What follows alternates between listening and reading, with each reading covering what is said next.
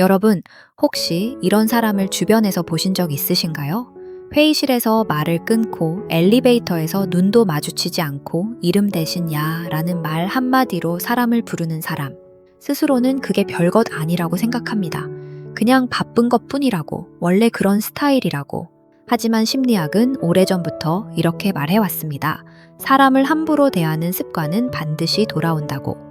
오늘은 그 이야기를 해보려고 합니다. 우리는 누군가를 무시할 때 단순히 그 사람에게만 상처를 주는 게 아닙니다.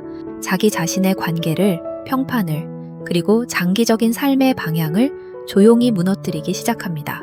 그 과정을 심리학적으로 하나씩 풀어드리겠습니다. 먼저 오늘의 주인공을 소개할게요. 박상무님입니다. 50대 초반 중견 제조기업의 영업본부장, 20년 넘게 실적으로 커온 사람입니다. 그분은 자신이 사람 보는 눈이 있다고 믿었습니다. 그 눈이 어떤 눈이냐면 쓸모 있는 사람과 쓸모 없는 사람을 빠르게 구분하는 눈입니다. 신입사원이 보고서를 가져오면 10초 만에 돌려보냈고 커피를 가져다주는 사무보조 직원과는 한 번도 눈을 마주친 적이 없었습니다. 그분의 논리는 단순했습니다. 내 시간은 소중하고 저 사람은 내 시간을 쓸 가치가 없다는 것. 이 생각이 얼마나 위험한지 심리학은 이미 60년 전에 증명해 두었습니다. 미국의 사회심리학자 솔로몬 애쉬는 첫인상과 사회적 판단 연구에서 한 가지 중요한 사실을 밝혀냈습니다. 사람은 누군가를 평가할 때 자신이 그 사람에게 어떻게 대우받았는지를 기억의 중심에 놓는다는 것입니다. 화려한 스펙도, 높은 직급도 그 기억을 지우지 못합니다. 대우받은 기억은 정서 기억으로 저장되어 훨씬 오래, 훨씬 강하게 남습니다. 다시 박상무님 이야기로 돌아갑니다. 그분이 3년 전 무심코 무시했던 신입 직원이 있었습니다. 이름은 기억 못했습니다. 그냥 보고서 들고 오던 애. 그 직원은 6개월 뒤 회사를 떠났고 박상무님은 전혀 신경 쓰지 않았습니다.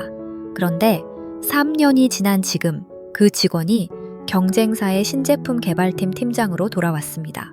그리고 박상무님 회사의 핵심 고객사와 계약을 맺었습니다.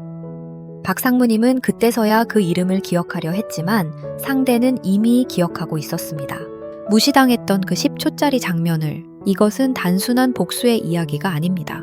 오스트리아의 심리학자 알프레드 아들러는 말했습니다. 인간의 모든 행동은 궁극적으로 소속감과 인정받고자 하는 욕구로부터 출발한다고. 우리가 누군가를 무시할 때 그 사람의 소속감 욕구를 짓밟는 것입니다. 그리고 인간은 그 감각을 절대 쉽게 잊지 않습니다. 아들러는 이를 보상 행동이라는 개념으로 설명했는데 무시당한 사람은 언젠가 자신의 가치를 증명하려는 강한 동기를 갖게 된다는 것입니다. 그 에너지는 조용하지만 오래 지속됩니다. 박상무님 주변을 한번 살펴볼까요?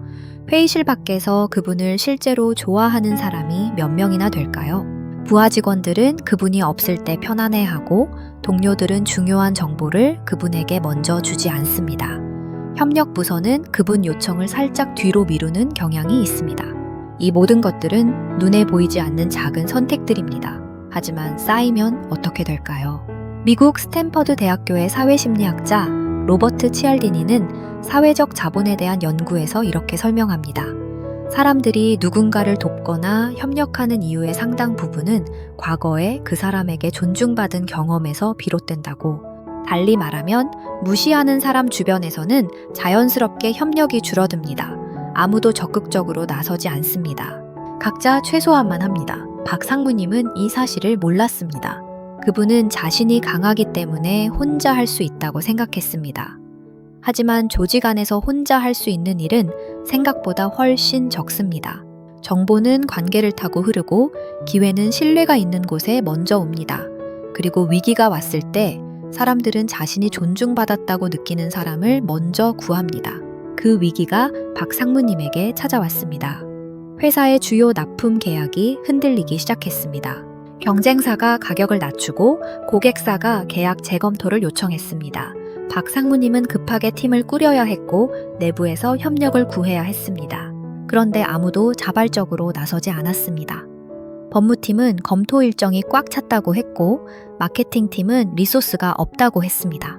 평소에 무시당하던 사람들이 갑자기 모두 바빠진 것입니다. 이게 우연일까요? 하버드 비즈니스 스쿨의 에이미 에드먼드슨 교수는 심리적 안전감에 관한 연구에서 이런 결론을 내렸습니다. 구성원이 존중받는다고 느끼는 조직에서는 위기 상황에서 자발적 협력이 3배 이상 높아진다고.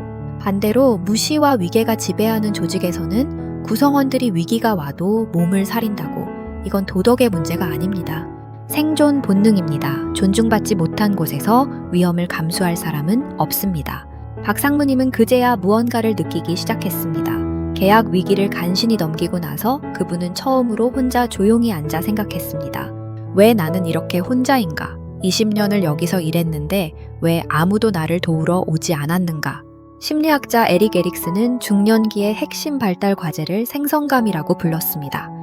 자신의 삶이 다음 세대와 주변 사람들에게 의미 있는 무언가를 남기고 있다는 감각. 이것이 충족되지 않을 때 인간은 깊은 공허함을 느끼게 된다고 에릭슨은 말했습니다. 박 상무님이 느낀 것이 바로 그 공허함이었습니다. 실적은 있었지만 관계가 없었습니다. 여기서 한 가지를 분명히 짚고 싶습니다. 사람을 무시하는 행동은 대부분 나쁜 의도에서 출발하지 않습니다. 바쁘기 때문에, 피곤하기 때문에, 당연히 그래도 된다고 배웠기 때문에. 그리고 때로는 자신도 모르게 자신의 불안을 타인을 낮춤으로써 해소하는 경우도 있습니다. 미국의 심리학자 런 페스팅거가 정리한 사회 비교 이론에 따르면 사람은 자신의 가치를 확인하기 위해 타인과 끊임없이 비교합니다. 그리고 자존감이 불안정한 상태에 있을 때 타인을 낮추는 방식으로 자신의 우위를 확인하려는 경향이 강해집니다. 즉, 누군가를 습관적으로 무시하는 사람은 사실 내면의 불안을 감추고 있는 경우가 많다는 것입니다. 무시는 강함의 표현이 아닙니다. 불안의 표현입니다. 박 상무님도 그랬습니다. 어린 시절 그분도 누군가에게 자주 무시당했습니다.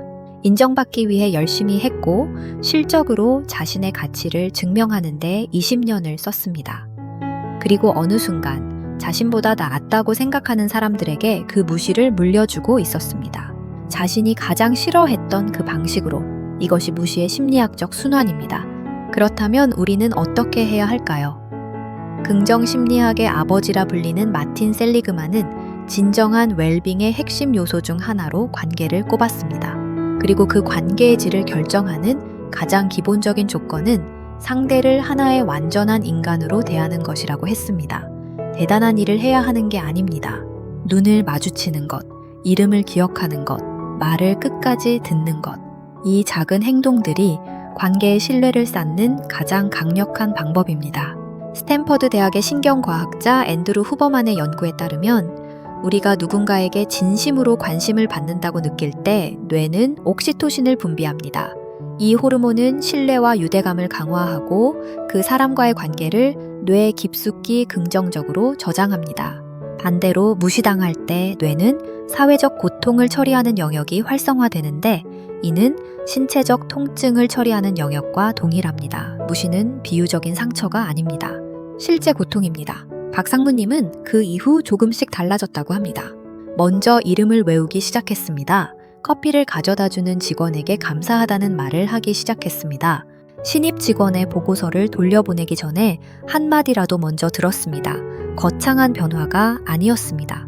하지만 6개월 후 그분 주변에는 확실히 다른 공기가 흘렀습니다. 사람들이 먼저 찾아오기 시작한 것입니다.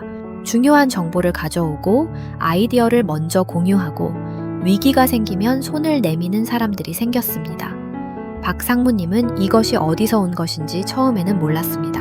그러나 천천히 깨달았습니다. 자신이 먼저 사람을 사람으로 대하기 시작했을 때 사람들도 자신을 다르게 보기 시작했다는 것을. 사람을 함부로 무시하면 안 되는 이유, 그것은 도덕 때문이 아닙니다. 규범 때문도 아닙니다. 그것은 결국 우리가 관계 속에서만 살아갈 수 있는 존재이기 때문입니다. 당신이 무시한 사람이 언제, 어디서, 어떤 모습으로 다시 당신 앞에 설지 아무도 모릅니다. 하지만 그보다 더 확실한 것이 있습니다. 지금 당신이 누군가를 어떻게 대하느냐가 지금 이 순간 당신이 어떤 사람인지를 결정한다는 것입니다. 그 선택은 늘 당신의 손에 있습니다. 오늘 영상이 도움이 되셨다면 구독 버튼 한번 눌러주세요. 여러분의 관심이 저에게 이 이야기를 계속할 수 있는 힘이 됩니다. 다음 영상에서 또 만나겠습니다.